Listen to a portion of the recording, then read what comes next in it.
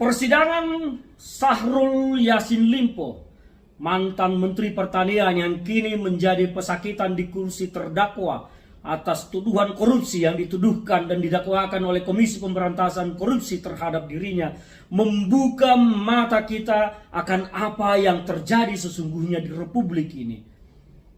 Kita mendengar banyak keterangan-keterangan yang sebetulnya mengagetkan bagi kita terkait apa-apa yang dilakukan oleh Syahrul Yassin Limpo menggunakan uang negara untuk kepentingan pribadinya, bahkan untuk hitanan cucu, untuk pesan makanan di rumah, untuk hiburan segala macam. Syahrul Yassin Limpo menggerakkan kekuasaannya untuk menggunakan uang yang ada di kementeriannya demi kepentingan pribadinya. Pertanyaan saya bukan ingin menghujat sekarang, saya tidak ingin hanya menghujat Syahrul Yassin Limpo, tapi sungguh memang saya ingin meludahi mukanya, karena perlakuan ini bagi saya sangat menjijikkan. Tetapi ada yang lebih penting dari ini semua. Pertanyaannya, apakah kejadian ini hanya terjadi di Kementerian Pertanian waktu itu yang dipimpin oleh Syahrul Yassin Limpo, atau kejadian yang sama terjadi di semua lembaga negara, dilakukan oleh semua pejabat negara dari pusat hingga daerah? Apabila ternyata ini terjadi dan menjadi sebuah gambaran situasi nasional para pejabat kita, maka ternyata satu hari saja uang negara kita habis ratusan miliar hanya untuk kepentingan pribadi para pejabat kita. Ini sangat mengkhawatirkan. Sementara nasib rakyat tidak dipikirkan secara benar, nasib rakyat tidak diperdulikan secara benar, nasib rakyat terkesan terabaikan, hanya dijadikan sudahlah mereka pasti akan hidup. Yang penting kita bekerja melakukan ini, nanti bagaimana ya sudah nanti aja. Seolah-olah pola pikir para pejabat negara kita seperti itu. Saya sangat prihatin mendengar kesaksian para saksi di persidangan Syahrul Yassin Limpo bahwa uang kementerian begitu banyak dipergunakan untuk kepentingan pribadi. Wow, ini sungguh sangat jahat. Tetapi sekali lagi saya tidak ingin hanya menghujat Syahrul Yassin Limpo. Bagaimana dengan kementerian lembaga-lembaga yang lain? Saya berpikir bahwa di pemerintahan ke depan Pak Prabowo Subianto harus melakukan sebuah evaluasi menyeluruh. Tetapi bagaimana ya, apakah saya layak berharap kepada Pak Prabowo? Jangan-jangan di Kementerian Pak Prabowo juga begitu, saya tidak tahu.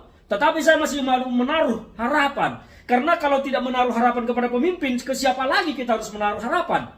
Saya berharap Pak Prabowo Subianto akan melakukan sebuah terobosan yang serius dan evaluasi serius terhadap pemerintahannya ke depan dengan menghilangkan praktek-praktek penyalahgunaan kekuasaan ini. Ini adalah praktek penyalahgunaan kekuasaan yang dilakukan Syahrul Yassin Limpo, menggerakkan kekuasaannya untuk kepentingan pribadi dan keluarga.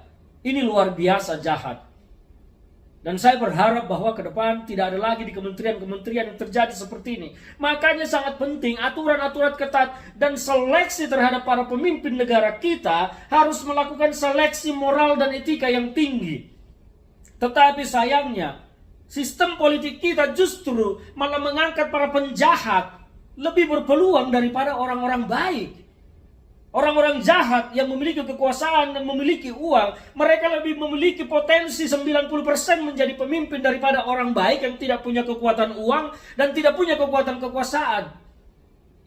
Ini harus dilakukan evaluasi terhadap bangsa kita. Jika kita bicara tentang Indonesia emas, bagaimana Indonesia akan menjadi Indonesia emas jika perlakuan para pejabatnya seperti ini? Bagaimana Indonesia akan menuju Indonesia emas jika para pemimpin kita ternyata menggunakan jabatannya hanya untuk memperkaya diri sendiri dan keluarga? Sekali lagi saya menaruh harapan terhadap Pak Prabowo Subianto yang akan menjadi presiden pada bulan Oktober 2024 ini. Karena kalau ke Jokowi saya sudah tidak bisa berharap, inilah buruknya pemerintahan Pak Jokowi. Saya tidak mau menaruh harapan lagi kepada Pak Jokowi yang menurut saya memang ternyata sangat buruk watak, karakter, dan pemerintahannya. Saya mau menaruh harapan terhadap Pak Prabowo ke depan agar melakukan evaluasi menyeluruh terhadap sistem pemerintahan dan sistem penyelenggaraan kekuasaan para pejabat negara kita. Jangan ada lagi penyalahgunaan kekuasaan yang berlebihan seperti ini.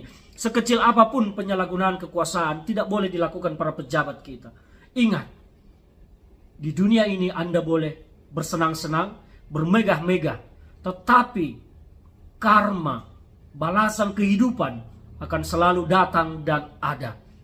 Sudah banyak sebetulnya contoh, mulai dari Soeharto, mulai ke Perdi Sambo, ke Syahrul Yassin Limpo sekarang, dan banyak pejabat-pejabat kita yang tiba-tiba menjadi menderita karena kebusukan perilakunya.